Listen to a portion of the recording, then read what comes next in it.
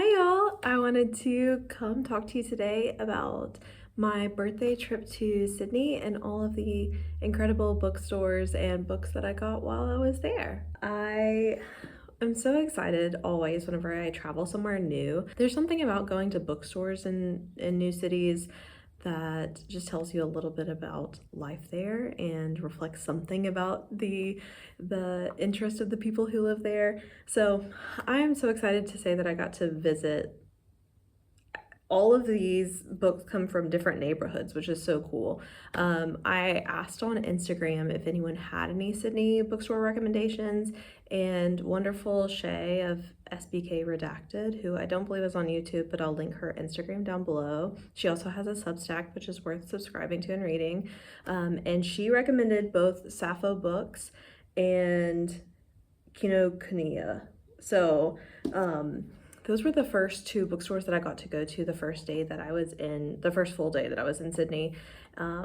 We were a little bit late getting there because we got a flat tire in the middle of nowhere, and Daniel is a lot more handy than me and can actually change a flat tire, but the spare was completely flat, so it was like hours stranded in the middle of nowhere, but that's okay. There was a wonderful, truckie who was able to tow us and help us. So these books are not for not for this haul video. That's a whole nother situation that we will get to soon. So the first one that I went to that Shay recommended was Sappho books, which I love whenever a bookstore just like gives you a bookmark because it's like a little souvenir. I keep all of them and I treasure them, probably the most among all of my bookmarks.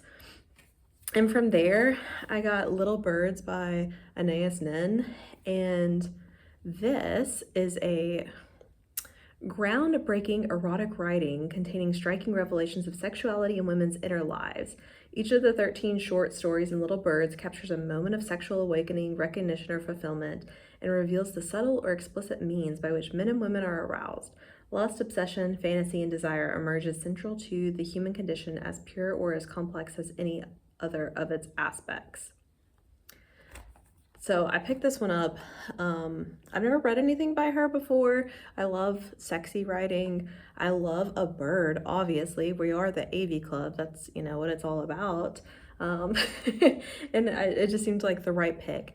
This bookstore was so incredible. Like, it was definitely an incredible recommendation. It was multi-stories in a old building in Glebe, just down the street from a vegan patisserie. So, that's like the 2-for-1 of my dreams. And the most incredible room in the whole bookstore to me, even as someone who wouldn't be partaking in any of these things, is like a music room, where they had like, books about musicians, but like lots of old sheet music. It was just really incredible, and the building was so beautiful. The organization of it was really incredible. There was a bookstore cat, so it was like that kind of vibe. Definitely a good recommendation, and I will definitely be going back any other time I come to Sydney. So that was the first bookstore that I went to. That day too, we walked all the way from Glebe to the harbor, which it was fine. I shouldn't have worn my Vans that day because like my feet always hurt whenever I wear my Vans and I walk in a city, but I always do it. So the next was books Kinokuniya, which was in the CBD, was in like a gallery mall, which those were new to me and were really beautiful as far as like, stores put together can be. Really interestingly, like we went in the wrong gallery first, but there was like a letter from Queen Elizabeth that was like for the inhabitants of Sydney to read in the year 2085 or 2055, something. It was like 100 years from whenever she first wrote it, which like literally what could she say to the people of Sydney in the future that anyone would care about? Like, whatever. But it was a beautiful bookstore, a really incredible art book collection, incredible like Chinese books and Japanese books, like import books, and almost bought like a Godzilla -1 import Japanese vinyl, but didn't. Do I regret it? You know, I just didn't think I wanted to carry around a vinyl all day, whereas like the books I could slip into my purse. But there I got Life Ceremony by Sayaka Murata, who I have previously loved before. Loved both Convenience Store Woman and Earthlings. I'm intrigued to read a short story collection from her because the other ones were just novels. Let's see what it says. Weird, wild, out of this world, and like nothing you've read before. I mean, that just sounds like how, you know, any UK markets a Japanese book, but whatever. A bride-to-be struggles with her fiance's dislike of objects made from human remains. A pair of schoolgirls keeps a grown man as a pet. A bedroom curtain becomes entangled in a complex menage a trois. Joyfully strange with perfect comic timing, the 13 stories in Sayaka Murata's Life Ceremony combines surreal conceits with a deep empathy for how it feels to be a little bit different in a world that just wants you to fit in. That sounds pretty similar to Convenience Store Woman, kind of the themes of, I loved Earthlings, but I don't really remember a whole lot of the plot of that now, even though I've read it more recently than Convenience Store Woman. But I remember that I did give it 5 stars, which I don't think it was a 5-star read for everyone. That one was a little bit weird. I think there might have been aliens involved, but that was an incredible bookstore. Also, a good recommendation. It's definitely Sappho Books, I guess I didn't say, is a used bookstore, and that's a new bookstore. So really, there were so many people in there, and just like it was beautiful to see like families in the manga section like talking about stuff together. A really beautiful like children's section. Just a great new bookstore. So the next book that I got while walking home through Newtown. There was a little free library. I understand, like, the idea behind a little free library is take a book, leave a book. I feel like if a little free library is overflowing with like lots of high quality books, it's okay to take a book from a neighborhood that you're like not living in, as long as you are replenishing books to a different one. And it's kind of like a, you know, the worldwide book community. Like, I gave away all of my books, like not all of my books, but I gave away most of my books whenever I moved from Louisiana. So I think that it's not unethical to take a little free library book from something that was like literally overflowing. Like, I wouldn't take a book out of something that was, you're following. Okay. I picked up Claire Keegan's Small Things Like These, which I don't know if I'm going to read it soon because it's set around Christmas, but it's set around Christmas in Ireland, I believe. So it seems like a cold weather book. So should I read it while it's cold weather, or should I read it at Christmas time? It is 1985 in an Irish town. During the weeks leading up to Christmas, Bill Furlong, a coal and timber merchant, faces his busiest season. As he goes around the houses making deliveries, he feels the past rising up to meet him and encounters the complicit silences of a small community controlled by the church. I just heard such good things about this writer, and I haven't read anything from her before, so I was really happy to find it. And I love a short read, and yeah, shortlisted for the Booker Prize in 2022. I've heard such good things about this, and I've loved like all the Irish lit that I've read so far, so excited to pick that one up. So the first day that we were in Sydney, we basically did those neighborhoods, and I mean, it was really a good excuse to just like eat and drink our way through Sydney. But we went down to the harbor that day, walked through the Botanic Garden, saw the Opera House, obviously. Another thing that we got to do while we were down there was visit the library down there. And it was the first library that I've been to, I think, where it was not, I don't think you couldn't check out any books there. Like, there was like some amount of like reference books, I believe, in a kind of large study room, and otherwise was mostly like exhibits, like art exhibits. So it was really interesting. I liked visiting it. There was one that was like pictures, just photography, Australian photography through the years. And as someone who's a new Australian, it's just always very informative that there's so much culture that I just missed out on. All the, political events of the last hundreds of years have, I haven't been privy to them. And a lot of the cultural stuff too, or, I know a little bit of the culture, but not as if you lived here, that there's so many things that are taken for granted that you would know that I just don't know. Like I know beds are burning, but do I know midnight oil, the history? No. So those are just like the kind of things that I like to do, even if it's like, sometimes it's hard for me to tell, like, is this as interesting to people who are Australian as it is to me, as someone who is just a new Australian, and everything is just like really a revelation to me. So I'm not sure on that, but it was a beautiful library. The next day we were able to take a ferry over to Manly, which is a different suburb of Sydney. The ferry is incredible. The public transportation in Sydney, I feel like I've heard negative things about it, but it was incredible for everything we wanted to do. And you can pay just with your debit card, like you can in New York, and there's like a max limit a day. And the ferries are public transportation too, because it's a harbor city. So you just do that just like you would get on a bus or a train. And the trains were great, and like we used buses too, and the buses were clean and great. The same day that we went to Manly, we also did like the coastal walk from Bondi Beach to, we didn't go all the way to Coogee, we went to Bronte, and that was so beautiful. If I have footage, I'll put it in here. I really should have like footage for all this, but was living in the moment. So we took the ferry over to Manly, which the Manly beach was really nice. It was kind of a weird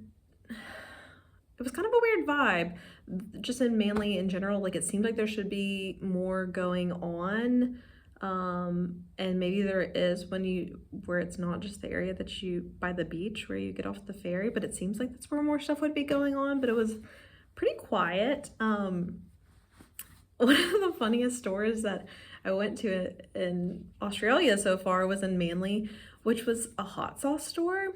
And as a Louisianian, hot sauce is just very normal. Like, everyone has hot sauce, uses hot sauce, has hot sauce preferences. This hot sauce store was like, it was so interesting that it was like so boutique.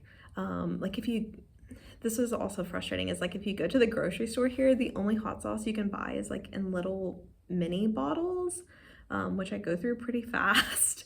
And whenever I was in Sydney, I was able to go to like a Mexican grocery store and get like a liter of hot sauce, and now I'm set. But this little store was like, it was like a boutique wine store. There was like 20 types of hot sauce, and they were really expensive and only this big still. So it's just interesting seeing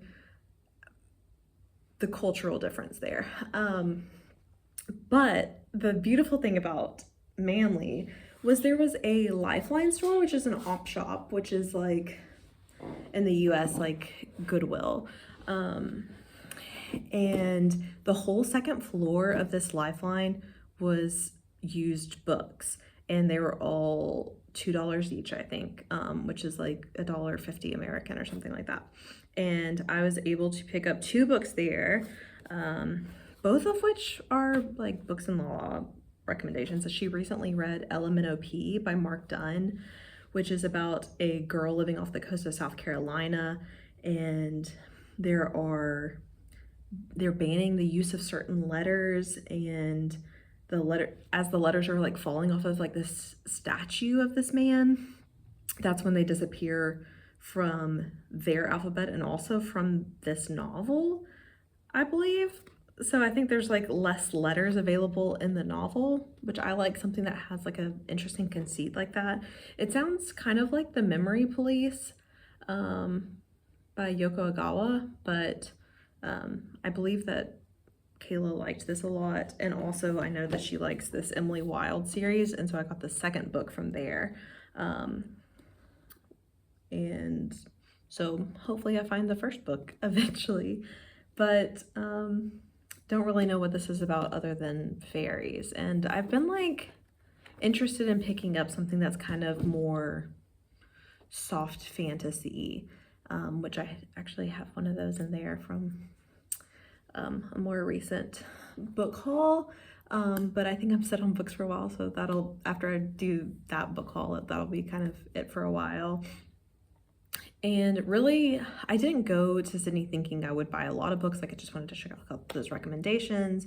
The next day was my actual birthday, and we had a wonderful breakfast at a in Newtown. There's a vegan French French bakery, and was able to get like croissants. Like, I love getting croissants vegan croissants whenever I'm in a big city, because that's something that I'm not yet willing to learn how to make at home. And it just seems, if you can get someone else to make a croissant for you, then that seems worth it, especially on your birthday. We went to go see The Odd Couple, which was like emotional for me, because in high school I worked in theater on the tech side of things, and that was like the first one I ever worked on, and so I still remember a lot of the script like as it was coming up. I also loved the show whenever I was a kid, so that was really special. It was so funny. Daniel couldn't tell whenever their accents would break, but like just a few words, like they would just go from like this perfect American accent, and then if it was like me or T, it would be like May, Tay. And a couple of R's were not quite hit, but it was so wonderful.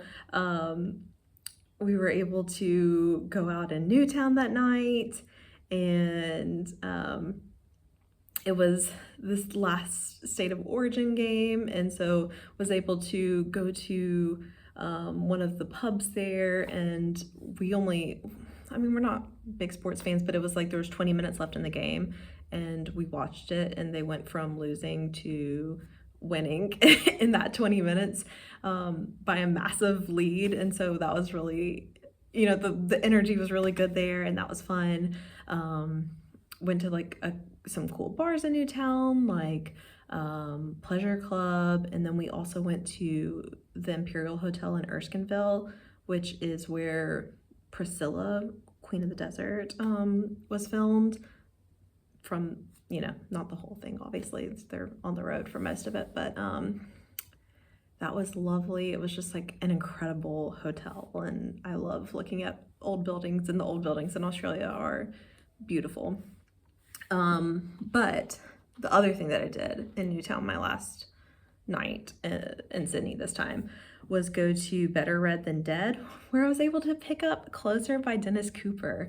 I loved The Sluts by Dennis Cooper, and I've been looking to pick up more by him, but I wanted them physically, but I just don't usually order books. So I like them to find me, and this one found me, and I'm so excited. So what's it about? Physically beautiful and strangely passive, George Miles attracts his fellow students' attention like a wallet lying on the street. One after another, his teenage friends rifle through George, ransacking him for love, secrets, or anything else they can plausibly extract. Closer follows the subterranean connections that drag George into the arms of men like John, an artist who drains his portraits of humanity in order to find what lies beneath, Alex, fascinated by splatter films and pornography, and Steve, an underground entrepreneur who turns his parents' garage into a nightclub. Boys and men pass George from hand to hand, fascinated by the nightmarish intensity of his detachment, but soon he will be confronted by desires he may find harder to endure. Closer is an unflinching exploration of the very limits of experience. Still shocking after more than 2 decades, here's a provocative classic that assaults the senses as it engages the mind. I don't know that it's going to be as provocative as the sluts because I find that hard to believe, but I'm, you know, really looking forward to reading it, and I think I'll enjoy it a lot. But yeah, Sydney was so incredible. Ate some of the best food that I've ever had, and like, if you're vegan and you can go to Sydney, Newtown is just like restaurant after restaurant of vegan food, which is incredible, including I Should Be Souvlaki, like a vegan Kylie Minogue themed Greek restaurant is everything I need. Really good vegan pizza at Gigi. I mean, mostly what I did was eat. We also went to the Art Gallery of New South Wales, which is so cool. Loved that on Wednesday nights that it's open late until 10 p.m. There was a pianist in the lobby area. Oh my gosh, that day we went to see the Muka exhibit that was there, which was just so beautiful. I don't have footage from that, obviously. I was not filming in there, but I mean, it was just like a life-changing exhibit. The colors and shapes and gestures, like the hand gestures themselves were just like so beautiful. And it didn't occur to me till I was there, like how much Muka and, you know, Art Nouveau as a whole really influenced the art style of Bayonetta, which is like my favorite video game series. And yeah, it was just like the best birthday ever. I couldn't ask for more. But yeah, so that was my trip to Sydney. Hopefully this was interesting in some way.